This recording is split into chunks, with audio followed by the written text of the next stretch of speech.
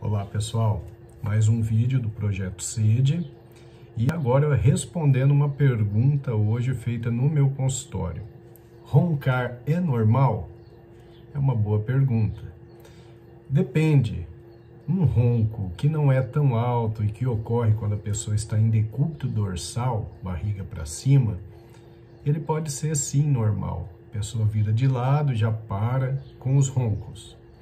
Agora, quando se trata de ronco muito alto, que incomoda o companheiro ou a companheira, se o companheiro ou a companheira observa pausa respiratória, se essa pessoa que ronca tem sonolência diurna excessiva e aqueles sinais todos de noite mal dormida, então não é normal e certamente a pessoa precisa buscar pelo especialista para definir a causa do ronco e o tratamento.